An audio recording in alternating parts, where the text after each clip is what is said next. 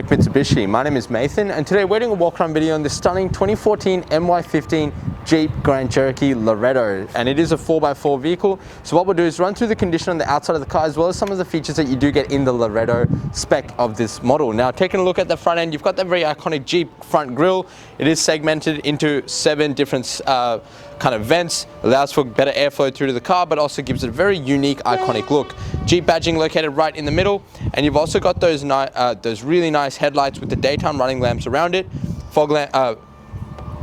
Projector globes are located in that lamp as well, and lights in there. Now, I believe, don't quote me on this, but I believe these will actually turn into indicators when you actually indicate to turn right or left. Down the bottom here is also your fog lamps. Nice small little globe, but they're a projector fog lamps, so they're going to give you a really nice, good fog lamp clearance as well. And there's the little Jeep in the headlight there as well. Nice little attention to detail in the design of those headlights. Now, as we come across the side, pay attention to the paintwork, because this grey metallic color actually presents really well. Although it is a 5-year-old car, 6-year-old car, I should say, it presents really, really well. Now, taking a look at the first alloy wheel, got a multi-spoke design.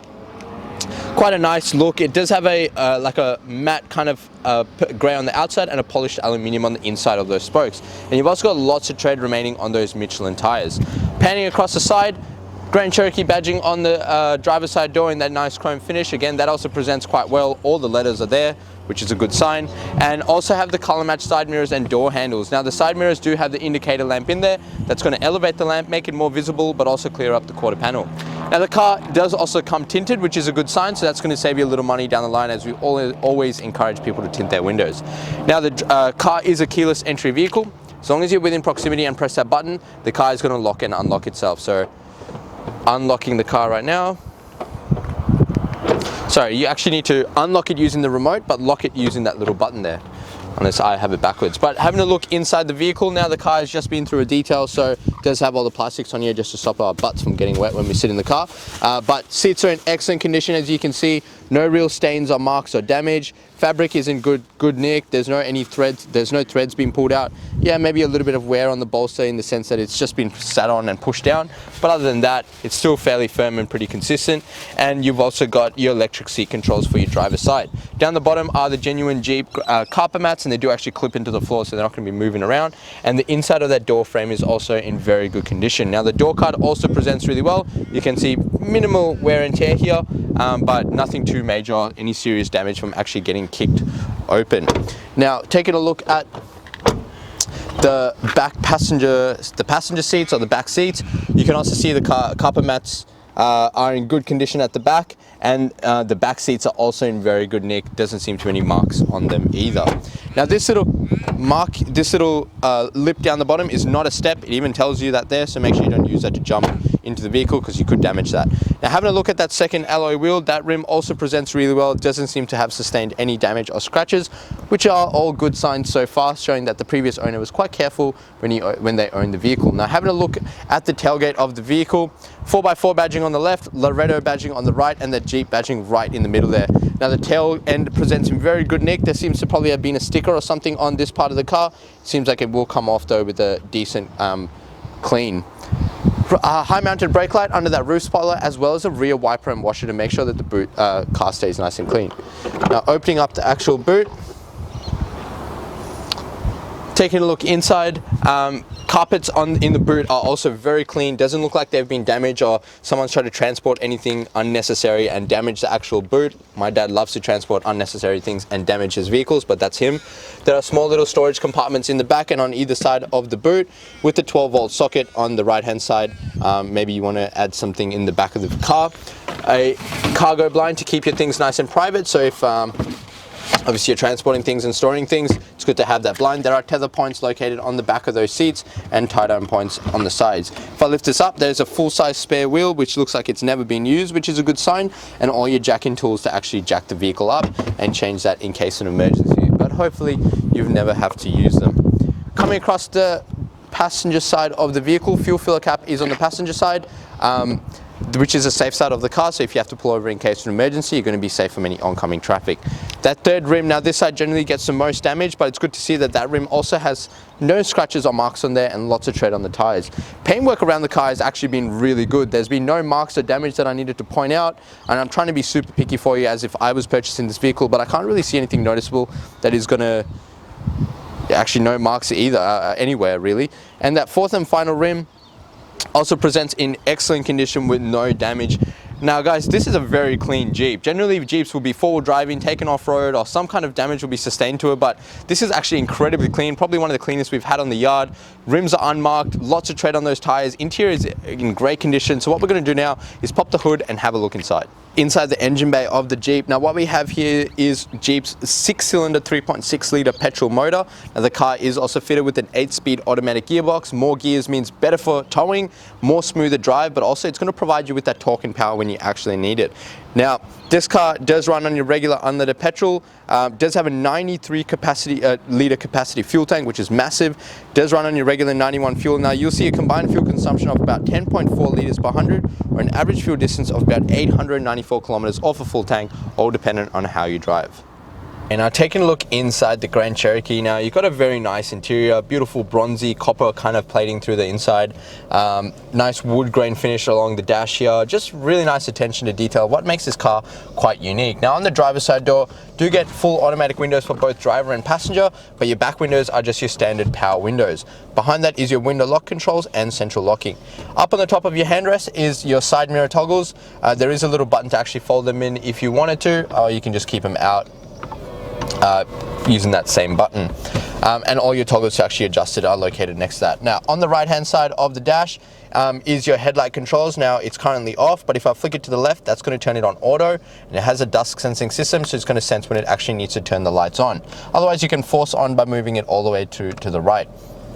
There is also a headlight height adjuster, actually illumination adjuster for the lights inside the vehicle, so you can actually turn them on, as you can see, like that, using that, and that'll turn on all the lights in the car. And also your fuel release button is just located under that. Your hood release is located down the bottom here.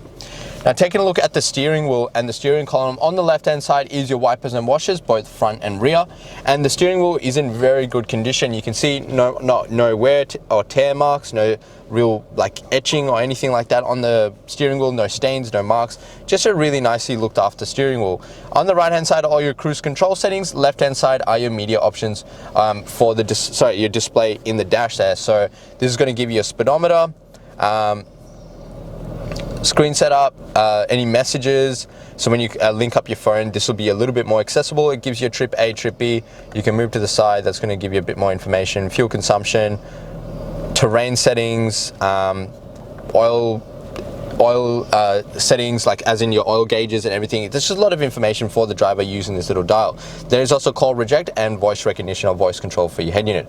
Now behind the steering wheel, if you notice, there are two paddles. That is all part of the sports shift system, and there are actually two little buttons located under the paddles. So you've got the paddles at the top, and then down the bottom are two buttons, and you can use that to actually go right or left in your head unit here. So that's going to change your sources and your modes, as you can see. So AM right now, and it's flicking through all the different options, just depending on what controls you use.